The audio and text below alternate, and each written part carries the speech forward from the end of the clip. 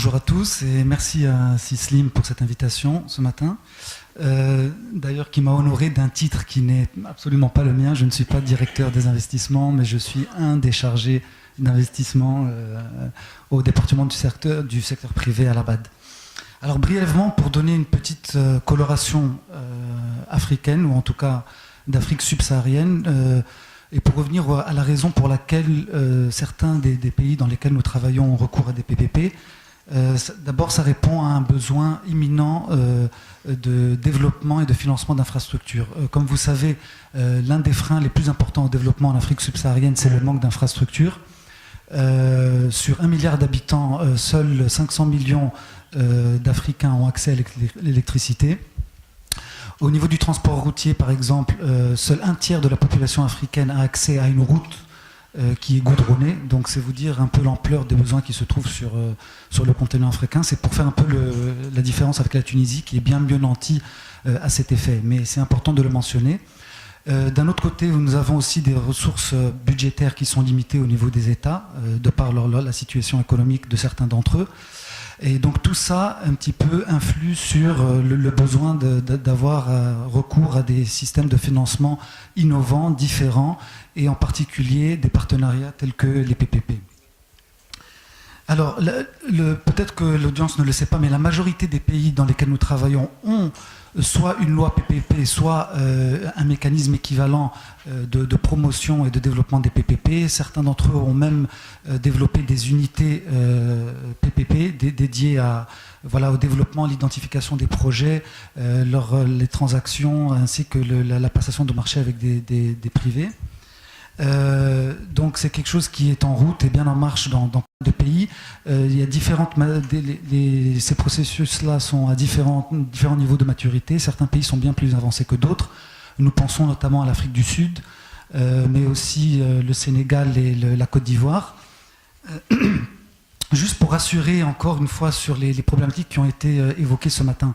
Les PPP sont certes des projets difficiles à structurer, qui prennent beaucoup de temps et qui prennent beaucoup d'énergie parce que ce sont des projets qui sont, basés sur des structures contractuelles assez complexes et qui donc requièrent beaucoup de services de conseillers juridiques, techniques, financiers et ainsi de suite.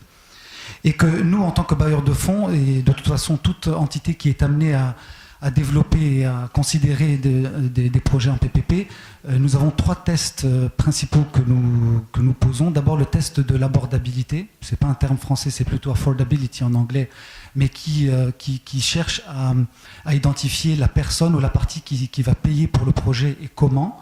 Donc ça c'est un premier point qu'il faut regarder dès qu'on considère un projet en PPP. Deuxième point, l'allocation et le partage des risques. Très important d'identifier les risques et de pouvoir procéder à leur allocation et au partage selon la partie la plus à même de gérer les risques susceptibles de survenir durant l'exécution du contrat. Et troisième point important, c'est la viabilité économique, bien entendu. Tout investisseur privé qui va s'engager dans un projet va vouloir s'assurer que le projet est capable de rembourser, en tout cas pour les prêteurs, donc le remboursement de la dette, mais aussi pour l'investisseur, l'investissement initial qui aurait été fait sous forme de dividendes ou autre. Donc c'est ces 3 critères-là qui sont très importants et qu'il faut regarder avec beaucoup de précautions avant de pouvoir s'engager dans le développement et le financement d'un PPP. Donc nous, en tant que bailleurs de fonds, au même titre, je pense que la SFI et à plus haut niveau la Banque mondiale, nous avons un triple rôle. D'abord un rôle de conseil. Nous conseillons les États dans la structuration de projets selon qui veulent le faire en PPP ou sous forme de passation de marché public traditionnel, notamment sous l'évaluation de la Value for Money et le Public Sector Comparator. Nous sommes également un rôle de partenaire, un rôle de partenaire étant donné l'ensemble des parties qui ont un rôle dans la structuration d'un projet PPP. Donc nous assurons de jouer le rôle d'un courtier honnête entre ces différentes parties pour qu'aucune d'entre elles ne soit lésée à travers ce contrat-là. Et troisième chose, bien entendu, nous restons et nous demeurons un financier de premier plan, car nous proposons plusieurs produits et instruments financiers de dette comme de fonds propres, donc equity, et qui peuvent, ainsi que d'autres produits de garantie et de gestion des risques, qui peuvent, disons, induire ou inciter les investisseurs privés à se joindre à nous en tant que bailleurs de fonds pour pouvoir financer des projets qui, dans d'autres circonstances, ne seraient pas finançables. Donc pour conclure, pour être rapide, deux exemples disons, de success stories que nous avons vécu en Afrique. Ça serait le Sénégal et la Côte d'Ivoire. Le Sénégal a une unité PPP qui s'appelle l'APIX, l'Agence de promotion pour l'investissement et les grands travaux. Ils ont également une loi CET, donc construction, exploitation et transfert, qui s'apparente un petit peu à la loi sur le régime des concessions qui a été de 2008 pour la Tunisie. Ils ont à côté de ça un conseil des infrastructures qui est un petit peu une structure d'appui et de promotion des investissements dans les PPP et d'incitation aux investissements privés en particulier. Donc concrètement, nous avons été partis au financement de 4 grands projets au Sénégal durant la période 2009-2011.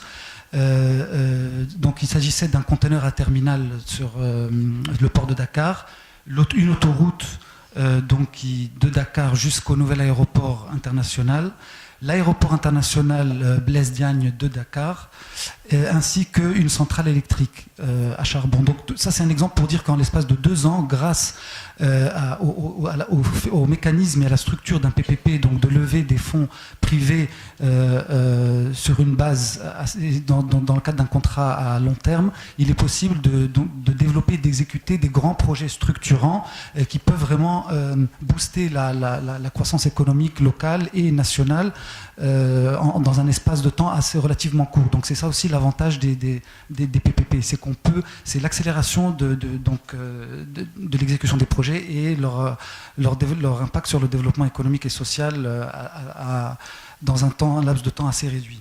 Et puis également la Côte d'Ivoire qui est là où se trouve le siège statutaire de la BAD. En l'espace de 2 ans, nous avons financé 3 projets importants. Un dans le secteur routier qui est ce qu'on appelle le 3e pont d'Abidjan, donc qui relie les 2 parties de la ville d'Abidjan qui se trouve sur une lagune sous la forme c'est un pont à péage, donc structuré en PPP et dont le concessionnaire est l'entreprise française Bouygues, et 2 projets de centrales électriques également sous forme de IPPs, donc Independent Power Producers, avec 2 opérateurs privés qui sont venus investir, financer et opérer, disons, le projet sur la durée de concession qui avait été agréée. Donc c'est à peu près ça. J'ai pas d'autres choses à rajouter. C'est un petit peu pour donner une coloration africaine et des exemples de success stories qu'on peut avoir sur le continent. Merci.